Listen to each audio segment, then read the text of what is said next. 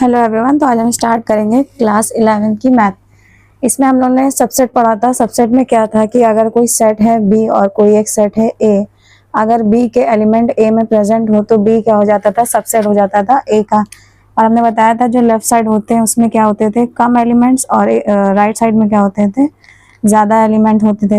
इसमें क्या होता था, सबसेट में ए अगर कोई सेट है तो ए के जितने भी एलिमेंट है वो बी के इक्वल हो सकते थे, लेकिन प्रॉपर सबसेट में क्या होता है कि ए बी के इक्वल नहीं होना चाहिए। मतलब अगर ए में जितने एलिमेंट है उतने ही एलिमेंट बी में नहीं प्रेजेंट होना चाहिए। प्रॉपर सबसेट की डेफिनेशन में क्या होता है कि अगर ए में जितने एलिमेंट है उतने ही एलिमेंट बी में प्रेजेंट हो, लेकिन बी ए में कम से कम एक ऐसा एलिमेंट हो जो बी में ना प्रेजेंट हो, तो उसे क्या बोलते हैं, प्रॉपर सबसेट। मतलब अगर ए में एलिमेंट है ए बी सी डी और बी में एलिमेंट है बी सी डी, हमसे कह रहा है क्या बी ए का प्रॉपर सबसेट होगा, तो यस बी ए का क्या होगा, प्रॉपर सबसेट होगा, क्योंकि ए में कुछ एलिमेंट ऐसे हैं जो बी में प्रेजेंट नहीं है। मतलब प्रॉपर सबसेट में क्या होना चाहिए, कम से कम एक एलिमेंट ऐसा होना चाहिए जो प्रॉपर सबसेट बनाने के लिए ए में एक एलिमेंट क्या होना चाहिए, ज्यादा होना चाहिए, तो ये क्या हो जाएगा, प्रॉपर सबसेट हो जाएगा। अगर हमसे यही पूछे कि बी क्या है, सबसेट है ए का कि नहीं, तो बी क्या होगा, ए का सबसेट होगा, क्योंकि सबसेट में क्या कंडीशन लगती है कि ए इक्वल बी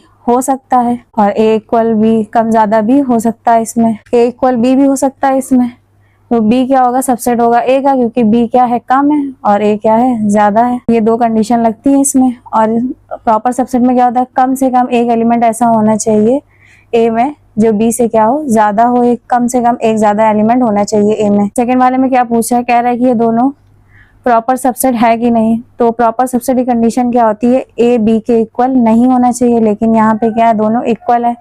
इक्वल होने का मतलब क्या है कि जो ए होगा वो बी का प्रॉपर सबसेट नहीं होगा, लेकिन ए क्या होगा, बी का सबसेट होगा, क्योंकि सबसेट में क्या होता है, ए इक्वल बी हो सकता है, तो इसी वजह से क्या हो जाएगा, ये सबसेट तो होगा लेकिन प्रॉपर सबसेट नहीं होगा। इसके बाद हम लोग देखेंगे यूनिवर्सल सेट। यूनिवर्सल सेट में क्या होता है कि अगर जितने भी हमें सेट दिए हो, अगर उन्हें यूनिवर्सल सेट में हमें लिखना हो तो हम क्या करेंगे, सारे एलिमेंट्स को साथ में लिख के एक ही क्या करेंगे, इसका सेट बना देंगे। जैसे यहाँ अगर स्टार्ट करेंगे लिखना तो ये होल नंबर जीरो से स्टार्ट होंगे, 0 1 2 3 4 5 6 7 8 एंड 9 करके क्या आ जाएंगे, इनफाइनाइट तक चले जाएंगे। फिर उसके बाद एग्जाम्पल नंबर 2 में क्या है, ये अल्फाबेट्स लिखे हैं P Q R S T, तो इन्हें जब साथ में लिखेंगे तो P Q R S T U V W X Y और जेड हो जाएगा। अब ये इनफाइनाइट तक तो दिखाई नहीं गया, इसलिए हम क्या करेंगे, इसको यहीं पे रोक देंगे। उसके बाद क्या देखेंगे कि ये वाले सेट में